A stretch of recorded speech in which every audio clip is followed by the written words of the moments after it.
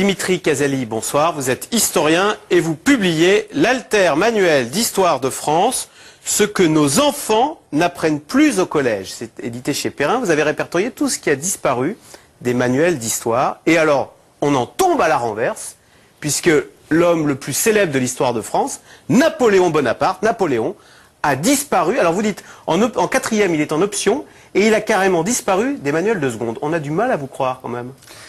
Et pourtant, c'est la triste réalité, c'est-à-dire que l'empereur, pour être très précis, l'empereur Napoléon Ier, le vainqueur d'Austerlitz en particulier, a disparu des manuels scolaires.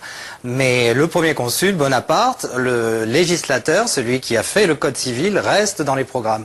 Donc vous voyez, j'ai attiré l'attention dans cet alter manuel sur cette ambivalence. C'est très intéressant de voir comment les Français appréhendent l'histoire aujourd'hui. Nous avons une lecture uniquement culpabilisante. Alors, culpabilisante, parce que c'est vrai que tout de suite, on se souvient de cet épisode, le 2 décembre 2005, donc on fête le 200e anniversaire d'Austerlitz. Jacques Chirac refuse de célébrer cet événement parce que Napoléon a rétabli l'esclavagisme. On peut le comprendre, Jacques Chirac, il ne veut pas créer de polémique, il veut rassembler le peuple. C'est peut-être pas la peine de parler de Napoléon et de l'esclavagisme. Mais c'est ce que j'ai essayé de faire dans cet alter manuel, d'avoir une vision sereine, apaisée et optimiste aujourd'hui. Pourquoi avoir honte d'Austerlitz, par exemple, parce qu'aujourd'hui, dans les programmes et dans les manuels scolaires, Austerlitz n'apparaît jamais.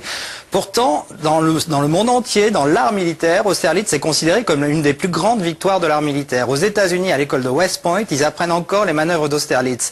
Et enfin, Austerlitz, c'est avant tout les soldats de la Grande Armée, qui était une armée nationale, animée par un sentiment national et révolutionnaire qui a battu les despotes, les vieux monarques européens. Donc c'est une victoire magnifique. Et donc malheureusement, les Français, au lieu d'être fiers de leur histoire, en ont honte.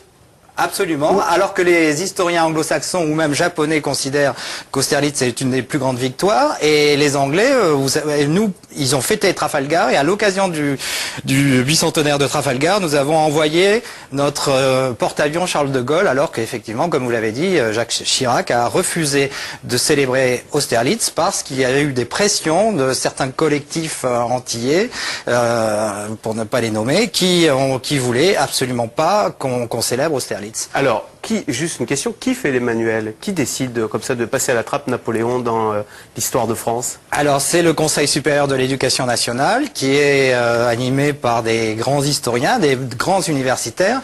Mais ce que je leur reproche aujourd'hui, c'est que justement, ils n'ont plus été sur le terrain, sur le front des collèges et des lycées depuis au moins, pour certains, vu leur grand âge, depuis 30 ou une vingtaine d'années. Alors que ce qui se passe dans les banlieues en particulier est très intéressant, puisqu'il y a une véritable répulsion qui se crée envers l'histoire. Alors que l'histoire est absolument magnifique, c'était l'institutrice de la vie, disait Cicéron. Mais Dimitri Casali, justement, à l'heure de la France diverse, de la diversité en France, est-ce que, bon, il faut faire des choix dans l'histoire, est-ce que aller apprendre Clovis, roi des Francs, parce que ça fait partie de ces personnages qui ont disparu des manuels d'histoire, est-ce que c'est toujours d'actualité? Bon, on connaît le cliché de la France coloniale qui enseignait nos ancêtres les Gaulois. Il y a un moment, c'est ridicule, non? Non, c'est absolument indispensable de connaître Clovis, roi des Francs, puisque tous les modes de représentation, la culture historique française est nécessaire à l'intégration des immigrés.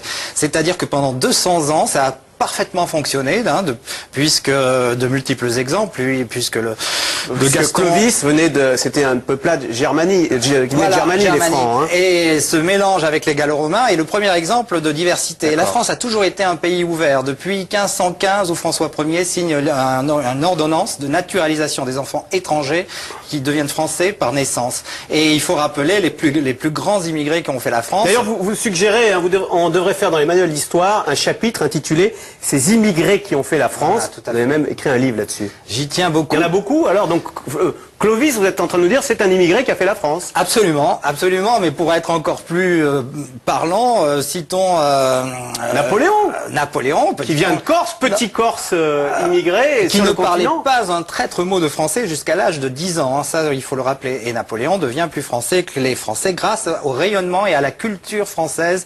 Napoléon, son idole s'appelle Jean-Jacques Rousseau, et effectivement il est bercé, c'est un peu ce qui se passe avec les autres immigrés qui ont fait la France, que ce soit Gaston Monerville, Félix Éboué, le Bachaga Boualam ou alors Romain Gary, de son vrai nom Roman Cassief. Ils sont fascinés par l'histoire de France et c'est grâce à l'histoire de France qu'ils deviennent français. Finalement, ce Napoléon, ça pourrait même être un exemple d'ascenseur social. Hein. Dans une France verrouillée, il n'était rien. Il devient maître du monde. Mais vous avez tout à fait raison, c'est ce que le monde entier, là je reviens de Londres où j'ai été engagé pour parler de Napoléon, justement, ce que les anglo-saxons ont particulièrement bien compris, mais les Chinois et les Japonais aussi, même les Sud-Américains sont en train de célébrer Napoléon aujourd'hui, puisqu'à l'heure du bicentenaire de leurs indépendances, puisqu'il a inspiré aussi Simon Bolivar, etc. Eh bien, nous l'avons complètement oublié. En fait, il faut que l'histoire, notre lecture du passé, redevienne sereine, cesse d'être une source de lamentation pour devenir une source d'espoir. Une source de lamentation. Alors est-ce qu'on vous fait souvent le reproche finalement de rester accroché à la France du passé, à une France qui n'existe plus, d'avoir une vision nostalgique de la France, et d'être tourné vers l'avenir, d'être tourné vers le passé? Voilà, justement, il faut que l'histoire serve à affronter l'avenir. C'est pas moi qui le dis, hein. Si tu veux marcher vers le futur, retourne toujours à tes racines, hein, disait déjà Machiavel. Mais en fait, l'histoire sert à comprendre le présent et à affronter l'avenir. Il y a des sources PISA, un sondage qui a été terrifiant puisque 71% des jeunes Français ont peur d'affronter l'avenir. Pourquoi? Parce qu'il y a une véritable crise identitaire, une crise de mémoire, de la mémoire de France. Vous voyez par exemple avec l'exemple de Napoléon que vous avez cité. Louis XIV qui n'est plus enseigné. Vous dites, ça pose des problèmes d'ailleurs pour comprendre le monde dans lequel on vit, de ne pas avoir entendu, ou très peu, ou accessoirement entendu parler de Louis XIV? Le monde entier admire Louis XIV. La France est la première... Louis XIV est aussi, a été gommé des livres d'histoire. Alors, c'est plus complexe, puisqu'il il est tout à la fin d'un énorme programme de 5e, c'est-à-dire qu'il sera traité fin juin dans les classes de 5e. Fin juin. Du temps. Voilà, vous avez très bien compris. Fin juin, il n'y a plus personne. J'ai été prof pendant 6 ans. Il n'y a plus d'élèves dans les classes fin juin. Et Louis XIV, c'est quand même Versailles. C'est quand même donc 6 millions de visiteurs, dont, je précise, 75% sont étrangers. C'est-à-dire que Louis XIV et Versailles, c'est le rayonnement de la France à l'étranger. Alors, Dimitri Casali, si on a gommé Louis XIV, Napoléon et Clovis, c'est aussi pour faire un peu de place, dit-on, aux civilisations extra-européennes. À l'heure de la mondialisation, est-ce que c'est pas important de dire, parce qu'on le savait à peine, que la Chine, au Moyen-Âge, c'était la première puissance mondiale? Ça peut nous aider à comprendre les Chinois et leur désir de revanche. On avait une histoire très eurocentrée à l'école, dans nos écoles. Oui et non, parce qu'en fait, l'histoire de France a toujours été l'histoire du monde. Hein. Nous avons depuis toujours une économie monde, depuis au moins le XVIe siècle et le XVIIe siècle. Et donc nous avons la plus grande communauté musulmane, la plus grande communauté juive d'Europe. Et tout ça, c'est uniquement dû à notre histoire. Et effectivement, moi je pense que c'est fondamental de connaître l'histoire chinoise, que j'adore en passe, mais l'histoire d'Amérique du Sud, l'histoire africaine évidemment a sa place, mais pas au collège, pas pour des enfants de 10, 11 ans qui ne connaissent rien à leur propre histoire. Il faut que ce soit au lycée, tout simplement, comme avant. Alors à la fin, on voit qu'il y a deux personnages mythiques, Pasteur et Victor Hugo, qui disparaissent des manuels d'histoire. Est-ce que ce qui a touché l'histoire risque de toucher la littérature? Demain, on ne parlera plus de Molière, de Victor Hugo ou de La Fontaine, et on ira, je sais pas moi, étudier des auteurs mexicains ou chinois. Oui, tout à fait. Non, mais je le c'est crains. l'étape suivante. Alors que Victor Hugo, vous savez, est un des auteurs les plus lus au monde. Hein. Les Misérables est un succès interplanétaire, hein, que ce soit en Chine, aux États-Unis, bien sûr.